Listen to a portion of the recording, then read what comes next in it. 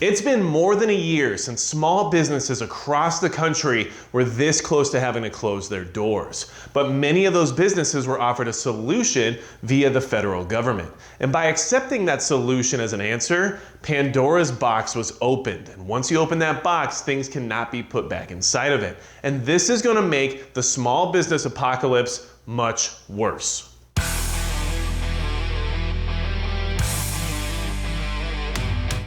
Hey everybody, it's Magic Prepper, and today we're going to talk about the PPP loan situation and why small businesses across America are going to experience even more problems as time goes on. This whole solution to the problem that was created by the federal government, by states, by governors within those states, and by different entities like the Small Business Administration has created a situation where these businesses have now handed over the keys to their information and data to the federal government. And this is going to make things much more difficult as time goes on. And if you're worried about how things like this could possibly affect you, because maybe you don't own a small business, or maybe you're not really affiliated with a small business, then hit the subscribe button below, because in this video, I'm going to explain why this will affect you directly, whether or not you are involved, okay? So, since the CARES Act was brought to fruition, 11.8 million small businesses, or businesses of all types, have accepted PPP loans. And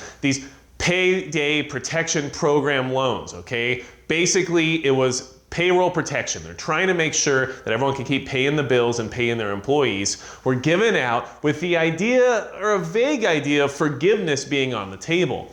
Now, tons of businesses were in a very bad situation where they really didn't have a choice. They said, we either take these PPP loans and we keep things running, we keep the lights on, or we shut down and we're done, and that's it. No more business, we are closed, and that is a permanent situation for us. So of course, millions and millions of business owners had to take the plunge. Now, in the beginning, back when this all started, everybody was on board because it was just, we gotta do what we gotta do to keep this thing rolling. The consequences are starting to be more apparent, and this is why you need to really understand where this is all going. This is what pushes things into the next phase of really some kind of a dystopian society that we're looking toward here in the future, okay? So, basically, 6.7 million business owners have applied to have their loans forgiven. So first off, that's a lot of loans that are just going to magically go away. That money is never going to be recuperated. So just keep that in mind as another issue related to our national debt and the incoming economic crisis. But by applying for that forgiveness and by applying for loans ever since the beginning that they existed, you've basically given the keys to the federal government to come in and audit your entire business and make sure that those loans are being used appropriately. And this is where things get a little bit tricky, okay? Businesses that took these loans are now open to a possible investigation. And these investigations are going to find out whether or not the funds that were given to them were used properly. Understand that running a business is very difficult. It's multifaceted. There's a lot of different regulations and red tape that you have to deal with. And in that process, it's easy to accidentally commit technicalities, things that aren't necessarily blaringly illegal, but you might have made a mistake or had an accident at some point in time, and next thing you know, you're under audit. And now, the federal government has no reason not to come in and take a look as to what it is you've been up to, because you took their money.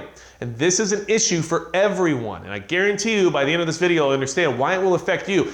Even if you don't own a business, and even if you don't work for a small business, this is going to cause a lot of problems, okay? So, in May of 2021, a select subcommittee put together some numbers just to kind of give you an idea as to what's going on in the sense of investigation towards businesses and what's going to happen in this whole small business apocalypse situation. Over $600 million has been seized from businesses since the fruition of PPP loans. That is money that was declared to be fraudulent, that these businesses took without having the necessary reasons as to why they needed it. So $600 million has been taken. That's a lot of money taken out of the small business network within the country.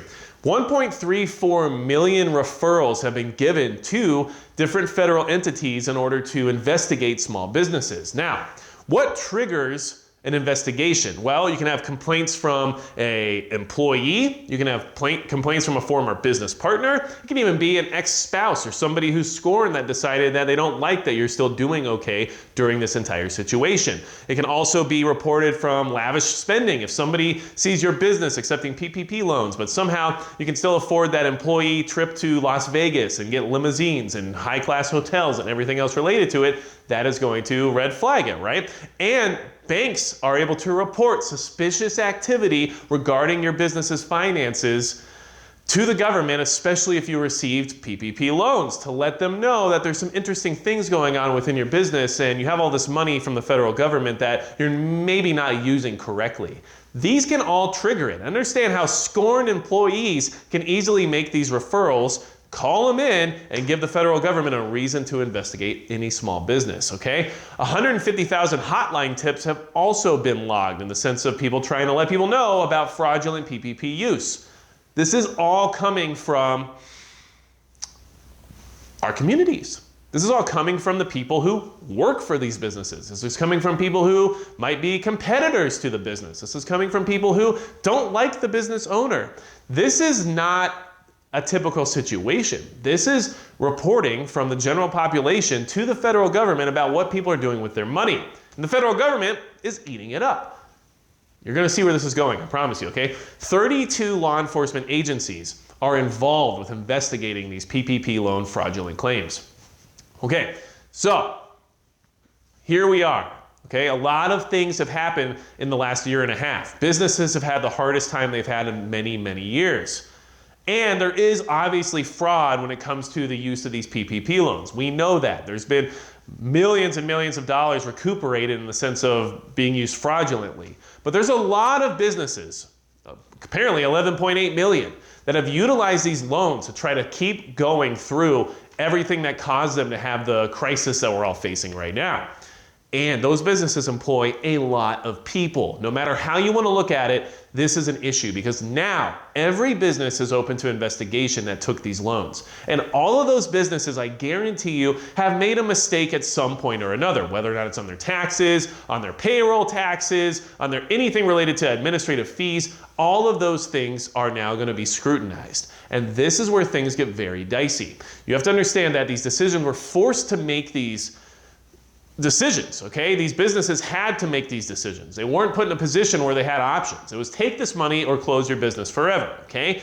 But they opened Pandora's box by doing so because now the federal government will always have access to their data and information and will be able to decide whether or not they still have a legitimate business, okay? Many businesses will fall to technicalities that otherwise wouldn't have survived anyway, but should still be able to keep going if this money was supposed to be legitimate. But it seems like it was much more a bait and switch scenario. You have to look at this for what it is. Many rural communities rely on a small business within their community. And when I say that, what I mean is your grocery store in a rural area might be a mom and pop grocery store, okay? The coffee shop in town is probably a mom and pop coffee shop. The only restaurant in town is probably mom and pop. And I guarantee you a lot of these different companies had to utilize PPP loans. They're gonna start taking away from those companies even more than what they put in. And when this all comes to full circle, we're going to see closures, mass closures. We're going to see a lot of businesses having to fold. We're going to see people closing their business because it's not worth the hassle of all the litigation and everything related to what's going to happen to them during these investigations. And you have to understand, a huge portion of our population, a huge portion works for small business. The guy down the street that works at the gas station might not have a job. The grocery bagger at your local grocery shop in a rural environment may not have a job, okay? Lots of people are going to be losing jobs. Lots of businesses are going to be closing, and the government is all the cause and the reason behind it. You have to understand that they gave you the money, okay? But now they're coming back to see what you did. And now they're going to do what they can to try to make you go away. And why is that? What is the whole driving force behind this whole situation? Because it seems counterintuitive to want all these businesses to no longer employ people or to no longer be able to provide their community with a service. Well, I think it's pretty easy to say that we have entered that next phase of the technocratic takeover that we've been discussing for years within this community. We know that handing the money to the giant corporations and forcing people to outsource their usual daily activities when it comes to consuming different resources, outsourcing that to these giant conglomerates is what they eventually want to have happen. And I guarantee you that Walmart's not going to close its doors. Costco's not going to go anywhere, okay? These big box stores are still going to be around. But the mom and pop shop that barely made it through the last year and a half, that's still going strong now just because they were able to pull up their pants by the britches and get all that stuff done that people say when they're from another generation. I know I totally screwed that up. But what I'm trying to say is they are still on the hook. And this is a bad place for us all to be. I would prepare for things to get very difficult. If you work for a small business, if you own a small business, if you know someone who runs a small business or works for a small business, understand very soon here, they could be in a bad situation. And it won't even be their fault. This is just part of the whole scenario at hand. And keep in mind that often these unforeseeable consequences are rather foreseeable. So I wanted to bring this to your attention. The small business apocalypse isn't going anywhere. It's actually going to get worse. If we thought it was bad a year and a half ago, you just wait till the federal government decides they really want to take a look at everybody's finances that took this money. And you can guarantee they're going to find problems. So, wanted to bring this to your attention. It's going to be it for Magic Prep.